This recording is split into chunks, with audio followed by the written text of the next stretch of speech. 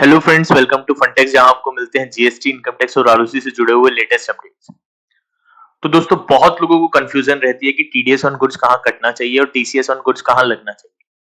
तो आपकी इसी कंफ्यूजन को दूर करने के लिए मैंने ये वीडियो बनाई है और इस वीडियो में मैं डिटेल में डिस्कस करने वाला हूँ TDS on purchase of goods section 194Q and TCS on sale of goods section 2061H। तो आइए जानते हैं कि ये सेक्शंस क्या कहते हैं।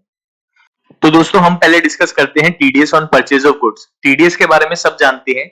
मैं इसको आपको एक एग्जांपल के थ्रू बताता हूं। जैसे सपोज करो टीडीएस के अंदर आप काटते हो 194H कमीशन के अंदर एक लिमिट दी होती है 15,000। यहां पर है section 194Q TDS on purchase of goods, यहां पर लिमिट है 50 लाख। अगर 50 लाख से ऊपर की आप बाइंग करते हो तो आपको टीडीएस काटना है।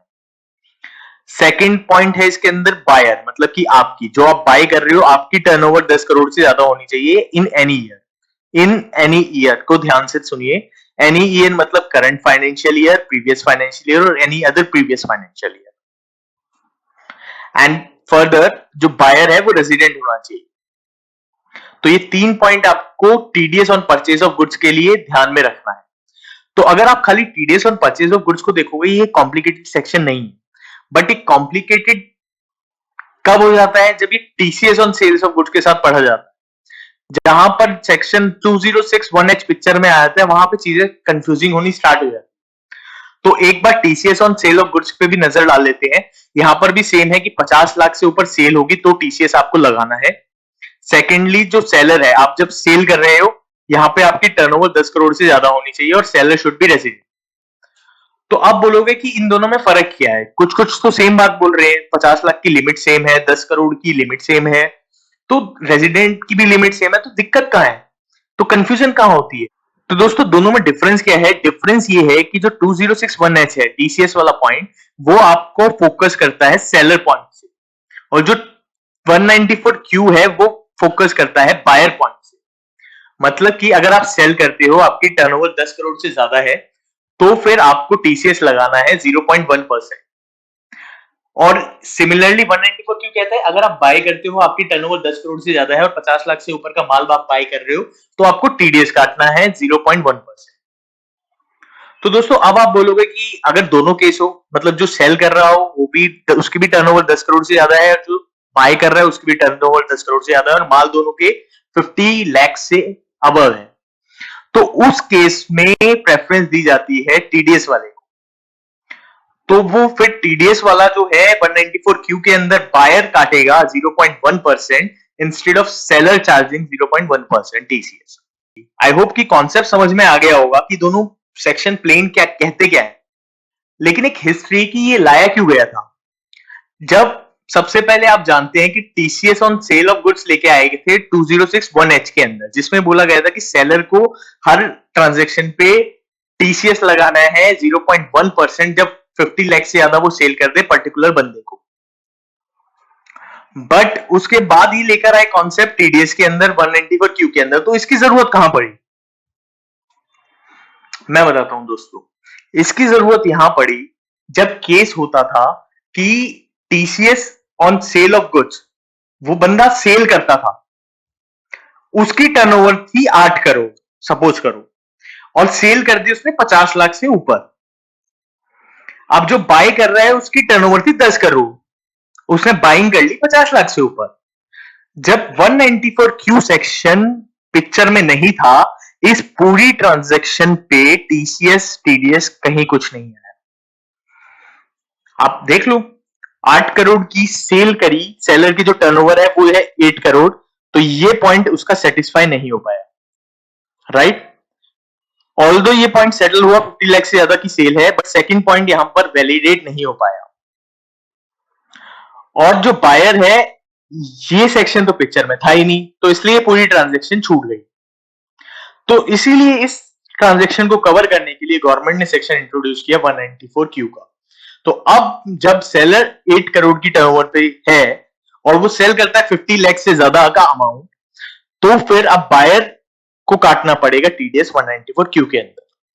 और सेकंड थिंग इसके अंदर जो मैंने आपको इंपॉर्टेंट बताई कि बायर को प्रेफरेंस दी जाती है 194Q के अंदर टीडीएस काटने के लिए, जहां पर दोनों क्राइटेरिया फॉलो होते हैं, टीसीएस और टीडीएस का भी। तो ये तो हो गई कि प्रोविजन वाली बात कि एक्ट में क्या लिखा हुआ है, कॉन्सेप्ट क्या है, आप प्रैक्टिकल अप्रोच कैसे फॉलो करें।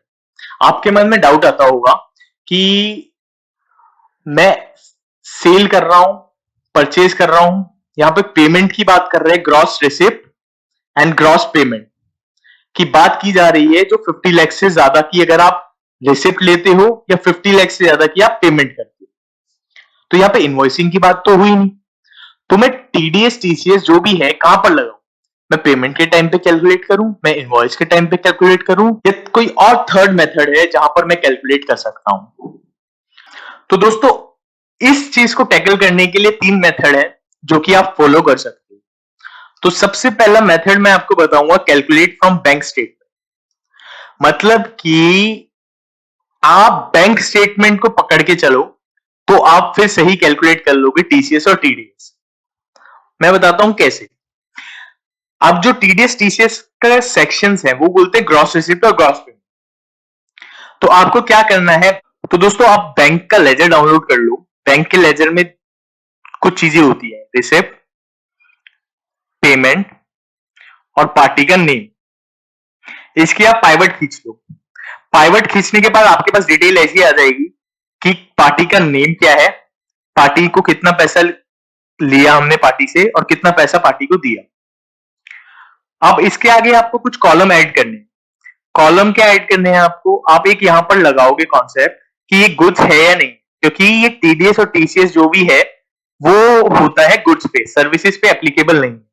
तो आप आगे कमेंट में लिखोगे कि इस पार्टी को हमने गुड्स में सेल की है या नहीं। इसके बाद एक और प्री रिक्विजिट है जो आपको पार्टी से पहले ही सारी सारी वेंडर से एंड सारे कस्टमर से आपको कलेक्ट करना है। क्या? टर्नओवर, उनकी टर्नओवर कितनी है। अगर की टर्नओवर 10 करोड़ से ऊपर है और आप सेलर हो तो आपको टीसीएस चार्ज नहीं करना। अब बायर क्योंकि 10 करोड़ से ऊपर बढ़ चुका है तो वो टीडीएस काटेगा 194 क्यू के अंदर। और ऑन द सिमिलर केस अगर आप बायर हो, आपकी टर्नओवर 10 करोड़ से ज्यादा है और आपको पता चला कि सेलर की टर्नओवर जो है वो उससे मतलब नहीं होना चाहिए आपको, सेलर की टर्नओवर चाहे कुछ भी हो, अगर आपकी 10 करोड़ से ज्यादा, आपने 50 लाख से ऊपर एक सेलर से बाइंग कर ली तो आपको टीडीएस काटना है। आपको ये सिंपल कॉन्सेप्ट करना है ध्यान में। तो जब ये आपकी टेबल बन जाएगी, आप इस टेबल को मंथ ऑन मंथ फॉलो कर सकते हो और आप बैंक स्टेटमेंट से इस तरीके से टीडीएस और टीसीएस कैलकुलेट कर सकते हो। रिसिप्ट के केस में, आपकी रिसिप्ट के केस में आपको देखना है कि सामने वाले की टर्नओवर 10 करोड़ से ज्यादा है या कम है। अगर 10 करोड़ से ज्यादा है तो आपको टीसीएस का कंप्लायंस नहीं करना, सामने वाला टीडीएस का करेगा। अगर 10 करोड़ से कम है और 50 लाख से ऊपर, आपने यहाँ पे फिल्टर लगाया कि 50 लाख से ऊपर की रिसिप्ट हो चुकी है, आप जितना भी 50 लाख से ऊपर का अमाउंट है उस पर 0.1% टीसीएस कैलकुलेट करके गवर्नमेंट को जमा करा। सिमिलरली आपको पेमेंट के केस में देखना है कि आपने कोई गुड्स तो परचेज नहीं किए। अगर आपने गुड्स परचेज किए हैं और आपने 50 लाख से ऊपर कर दिया है तो फिर आप सीधा सीधा 0.1% काट के टीडीएस 194 क्यू के अंदर यहाँ पे जमा कर। आई होप आपको ये वाला मेथड क्लियर हो गया होगा। ये मेथड था बैंक स्टेटमेंट का। अब मैं आपको सेकंड मेथड बताता हूं, at the time of invoice. तो दोस्तों एक और क्लियर मेथड है, इजीएस्ट मेथड। आपको पहले इसके अंदर प्रोसेस तो सेम रिपीट करना पड़ेगा। आपको पार्टी को जानना पड़ेगा कि ये गुड्स है या सर्विस है, तो गुड्स वाली पार्टी आपको छांटनी पड़ेगी, सेल के केस में भी, परचेज के केस में भी।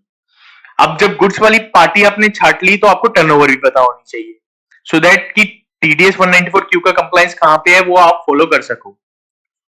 ये दोनों जानने के बाद आपको पार्टी की इनवॉइसिंग पे फिल्टर लगाना है। एक कंसोलिडेटेड इनवॉइसिंग निकल के आती है, सपोज करो पार्टी का नाम है ए। आपको पता चला कि इस पार्टी को हमने सेल की है 50 लाख से ज्यादा, इनवॉइसेस पे आपने फिल्टर लगाया, 50 लाख से ऊपर के आप इनवॉइसेस बना चुके हो, तो आपको इस पार्टी को टर्नओवर आपने पूछी 10 करोड़ से कम है तो आपको पता है कि टीसीएस लगना है इस पार्टी पे। अब रेदर देन आप पेमेंट वाले मेथड पे जाओ, आप इनवॉइस के टाइम पे ही 0.1% ऐड कर दो और बुक्स में बुक कर दो, तो इससे आपका कंप्लायंस ऑलरेडी हो जाएगा। ठीक है, तो सिमिलरली केस आपका टीडीएस के अंदर है। अगर टीडीएस के अंदर भी आपको करना है, जब आप इनवॉइस बुक करो पार्टी का जिससे आपने गुड्स परचेज की है, तभी 0.1% टीडीएस काट लो, तभी 0.1% टीडीएस काट लो। तो ये वाला कंप्लायंस भी आपका हो जाएगा। ये इजीएस्ट मेथड है। अगर आपको कोई कॉम्प्लिकेशन नहीं चाहिए तो फिर सीधा ये मेथड फॉलो करके आप मतलब टीडीएस और टीसीएस के कंप्लायंस कर सकते हो। एक तीसरा मेथड भी है जो कॉर्पोरेट्स के अंदर यूज हो सकता है, वो है हाइब्रिड मेथड।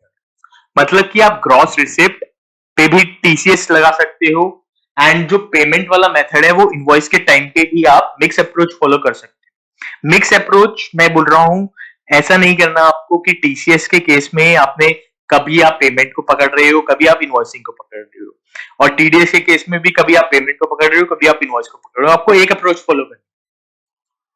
आपको अल्टीमेटली गोल आपका ये है कि आप सब कुछ रिमेन कंप्लायंट रहे।